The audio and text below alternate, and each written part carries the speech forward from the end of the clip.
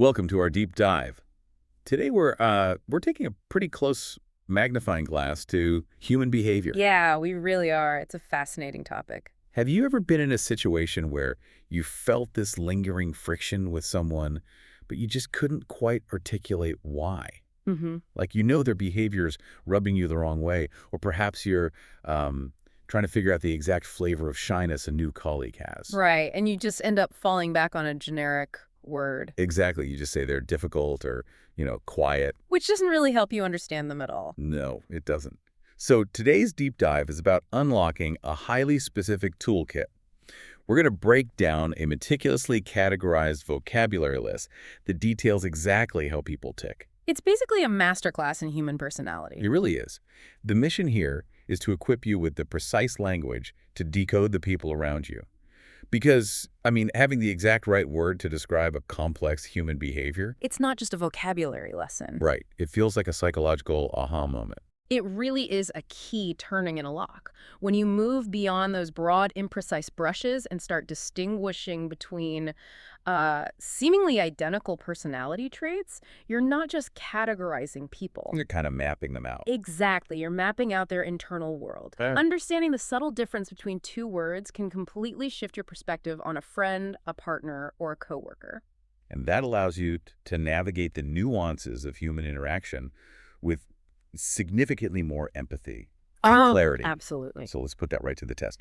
I want to look at the kinetic energy of human behavior, how people move through the world and make decisions. Okay, the spark plugs. Right. We have two words that most people use completely interchangeably, impetuous and impulsive. Oh, yeah. People mix those up all the time. Both describe someone acting on a sudden idea without thinking it through. But the lived experience of dealing with an impulsive person versus an impetuous person is... It's a completely different experience, night and day. If we look at the emotional mechanics of these traits, impulsive is often driven by a sudden burst of positive desire or joy. Like it could be a good thing. Being impulsive can be a truly delightful trait in a person. It's the friend who wakes up on a Saturday, sees the sun is shining, and just spontaneously books a weekend road trip. Yeah. Or they see a bakery and just decide to buy coffee and pastries for the whole office. They acted without thinking, but the outcome brings a spark of joy. But impetuous is different. Impetuous carries a distinct, heavy, and often destructive weight. So an impetuous decision is driven by a completely different engine. Exactly. It's acting rashly. It's the person who gets mild critical feedback in a meeting and immediately fires off a defensive, angry email to the entire team. Without even reading it over. Right. Or, quitting a job in a momentary huff without any backup plan. Yeah. It is the exact same underlying mechanism. Action before thought. But one brings you a surprise latte, and the other brings you a massive, complicated headache. Precisely. Impetuosity is usually fueled by unchecked, fiery emotion, like anger, frustration, or panic. Whereas impulsivity is fueled by spontaneity. But let me play devil's advocate for a second here. Go for it. Couldn't an impulsive decision also ruin your life? Wow. Like impulsively buying a boat you can't afford just because it looked cool. Absolutely. Impulsivity isn't inherently safe. You can certainly bankrupt yourself impulsively. Right.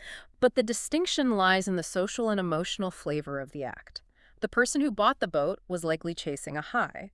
The person who impetuously quit their job was reacting to a negative stimulus. I see. Understanding that difference changes how you try to help them out of the mess they just made. That makes a lot of sense. And right alongside that rapid-fire energy, we have to look at excitable versus restless. Another great pair. An excitable person simply has a very low threshold for enthusiasm. They are easily thrilled by whatever's happening in the room. But a restless person is defined by a deep-seated dissatisfaction. They're fundamentally not satisfied with what they're doing right now. And they constantly require something new. Right. And this is where the precision of our vocabulary becomes incredibly useful. Think about how restlessness manifests over a lifetime. It's massive. It is the engine of both incredible innovation and profound unhappiness. I want you, the listener, to think of that one friend or colleague who constantly jumps into a brand new life path every 6 months. We all have one. 1 month, it's a massive obsession with pottery. Then they abandon it to become a hardcore rock climber. And then they drop that to start a tech consulting business. Exactly. You might just think, wow, they have a lot of interests. But ask yourself, are they easily excited by the world or are they restless? Because if they are excitable, they are running toward joy. Yeah. But if they are restless, they are running away from a baseline feeling of dissatisfaction. When you realize someone is restless, you stop just observing their quirky hobby changes and start understanding their underlying drive.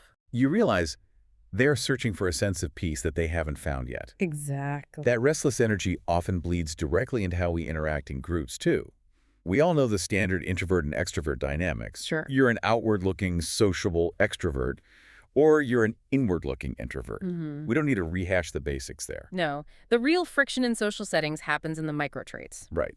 For example, there's being outgoing, which is energetic and friendly, but then there's being effusive. Oh, effusive is a wonderfully specific concept. It really is. It's extroversion pushed into an exaggerated, almost theatrical extreme. Right. It means giving an exaggerated expression of pleasure, praise, or gratitude.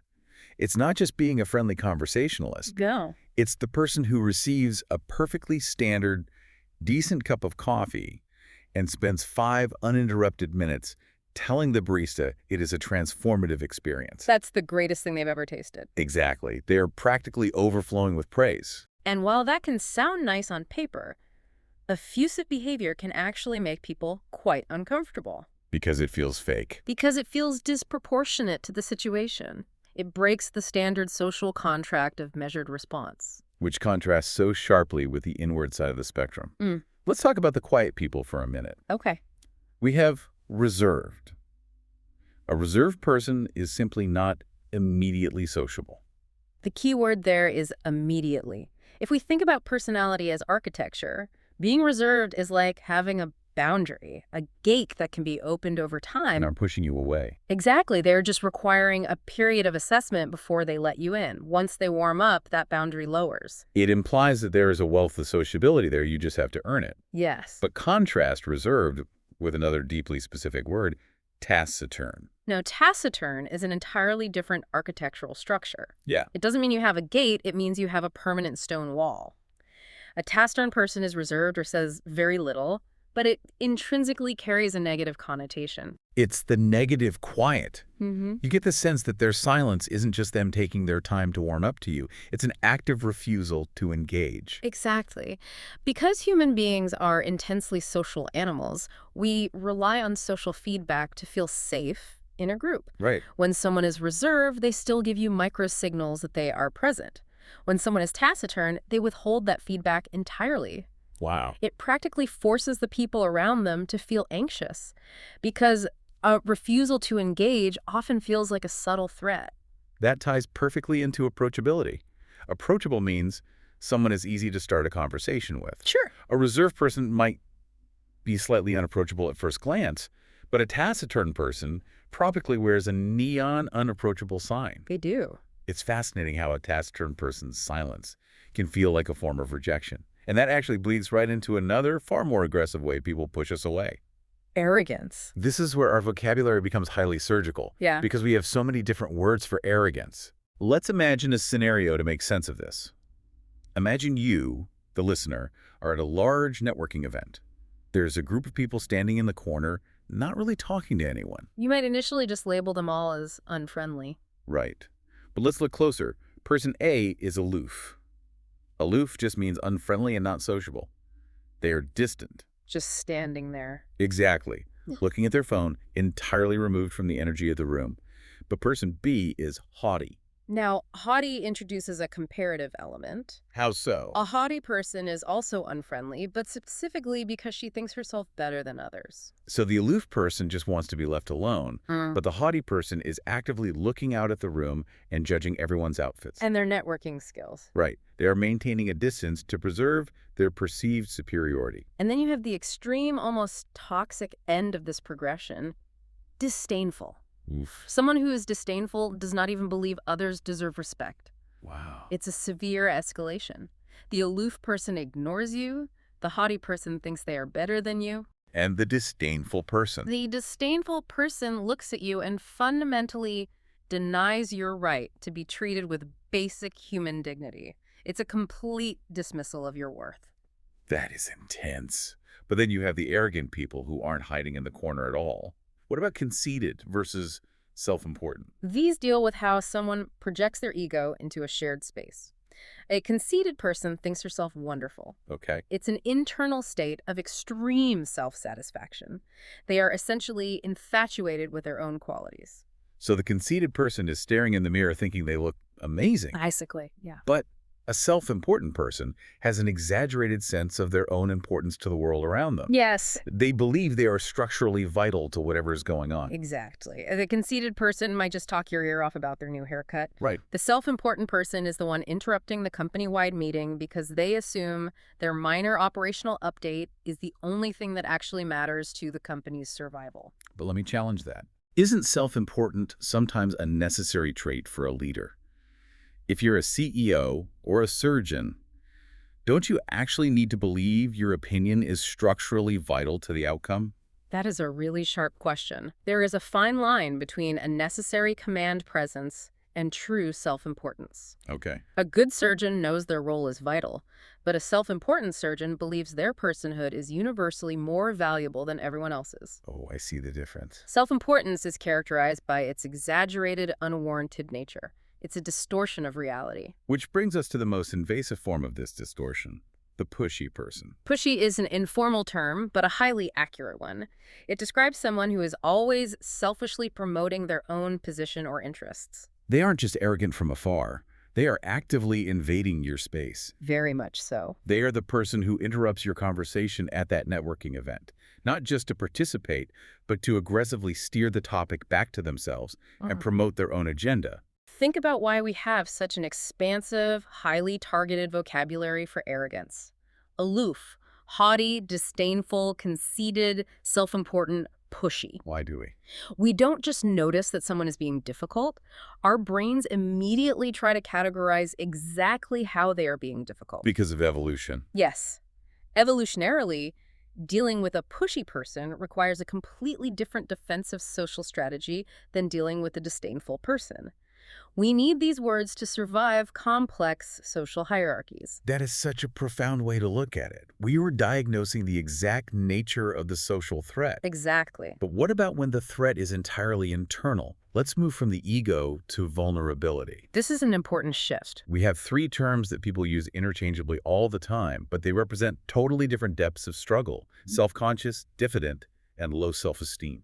It's crucial to separate these because they require very different types of empathy. Okay, let's break them down. Self-conscious means you are nervous or uncomfortable because you know what people think about you or your actions. Crucially, it is highly situational. Right. You spill coffee on your white shirt right before a presentation. You are instantly self-conscious because you know everyone is looking at the massive stain. Yes. You aren't fundamentally broken. You're just acutely aware of an awkward reality in that specific moment. Exactly. But then we sink a layer deeper into diffident. Diffident simply means lacking confidence. Right. It's a behavioral trait, often tied to specific competencies. You might be diffident when asked to give a public speech or lead a new project. But low self-esteem is entirely structural. It describes someone who has a deeply ingrained low opinion of himself. If we look at how these manifest in a workplace setting, Yeah, give me an example. a self-conscious person might blush while giving a presentation. A diffident person might hesitate to raise their hand in the meeting to offer an idea. And the person with low self-esteem. A person with low self-esteem might not even walk into the meeting room because they fundamentally believe they do not belong there and have no value to offer. Wow, that progression. From a situational worry to a behavioral lack of confidence down to a core lack of belief in one's own worth. It completely changes how you support that person. It really does. You can fix self-consciousness by giving them a new shirt. You can fix diffidence with practice and encouragement. But low self-esteem requires deep structural work. And that vulnerability also impacts how we process information from the outside world. Look at naive versus gullible. Being naive means you are willing to believe simple things, often because of a lack of experience. Yeah, it's almost innocent. You just haven't gathered enough worldly data yet to know that people sometimes lie. Exactly. A child is naive. A young professional entering their first corporate job is naive to office politics. Right. But gullible means you are easily deceived. Being gullible implies a vulnerability to being actively tricked or manipulated by others, regardless of your life experience. So you can cure naivety with experience. Yes. But curing gullibility requires teaching someone critical thinking. Precisely. And on the absolute flip side of being easily influenced, what about the people who refuse to be influenced by anything at all? We have obstinate versus pig-headed. This is where we get into the architecture of stubbornness. Obstinate means unwilling to change, despite persuasion. It is formal, rigid, and unyielding. Yes. But wait, is being obstinate always a bad thing? What if you're right? Isn't obstinate sometimes just another word for having strong convictions? It absolutely can be. History is full of people who were obstinate in the face of injustice, and we applaud them for it. Right. Obstinacy is simply the refusal to bend. The friction comes from how that refusal is handled interpersonally. Which is why we have the informal, much stronger version, pig-headed. Pig-headed isn't just that they won't change their mind, it's that they are being incredibly aggressively frustrating about it.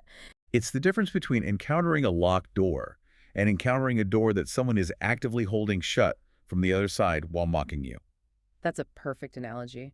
When someone is obstinate, you might disagree with them, but you respect that they are standing their ground. Yeah. When someone is pig-headed, all rational debate has broken down, and you are usually just throwing your hands up in total exasperation. I think we all know a few doors like that. Definitely. Okay, we've analyzed the rapid spark plugs, the taciturn walls, the disdainful partygoers, and the pig-headed holdouts.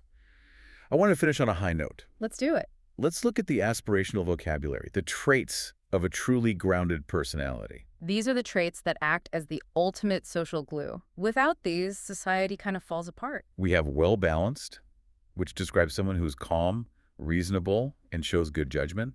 They aren't impetuous. They pause and calculate. Right. We have conscientious, someone who always takes their work and their responsibilities very seriously. And modest, someone who prefers not to exaggerate her own qualities. Notice how these golden traits are essentially the antidotes to the negative traits we discussed earlier. Oh, that's true. The modest person is the exact opposite of the conceited or self-important person. They know their inherent value without having to aggressively broadcast it or diminish anyone else to prove it. Which perfectly sets up our final two words of interaction. Yeah. Polite versus respectful. A very important distinction. According to the root definitions, polite means treating someone well and formally, but respectful means treating someone well, but infused with admiration. If you think about how large groups of humans manage to live together in cities without tearing each other apart, being polite is the baseline rule of the social contract. It's highly functional. Yes. You say please, you say thank you, you hold the elevator door. It requires no deep emotional investment. It's simply the bare minimum required to not be considered aloof or disdainful. It's transactional. I am polite to you, so you do not yell at me in the grocery store. Exactly. But being respectful elevates the entire interaction. By adding a layer of admiration to the way you treat someone, you aren't just reading from a mandated social script. You are actively acknowledging their inherent value as a human being. Politeness maintains the peace. Respect builds trust. Beautifully said. What stands out to you, the listener, as you hear all these precise distinctions, it is truly amazing how just tweaking a definition by a few degrees completely shifts the psychological profile of the person in your mind. It really does. We've journeyed all the way from the joyous impulse of a road trip to the fiery impetuousness of a rage quit. We've looked at the anxious stone walls of the taciturn, the space-invading arrogance of the pushy, and finally landed on the foundational glue of the well-balanced and the respectful. It's a comprehensive map of how we survive each other and how we love each other. It is, and my challenge for you listening today is to start deploying this exact vocabulary in your daily life. The next time you feel a bit of friction with a coworker, don't just wave it away by saying they're being difficult. Force yourself to be precise. Are they being haughty? Are they acting from a place of diffidence? Are they just incredibly pig-headed? Giving the behavior a precise name changes how you process it internally, and ultimately it changes how you respond. Gives you your power back in the interaction. Exactly. And I will leave you with this final thought to mull over. If having the precise word, if knowing the intricate difference between being reserved and being taciturn helps us understand each other on such a deeper level, what happens to our society when we lose the nuance of our language? That's a scary thought. In a world dominated by character limits, emojis, and rapid-fire texts, if we only ever use a generic label like shy, instead of distinguishing between someone who is diffident, someone who is reserved, and someone who is taciturn, do we ultimately lose our ability to truly see the complex, brilliant reality of the people sitting right in front of us? That is an incredible question to leave off on. Thank you so much for exploring the intricate architecture of human personality with us. We will catch you next time on The Deep Dive.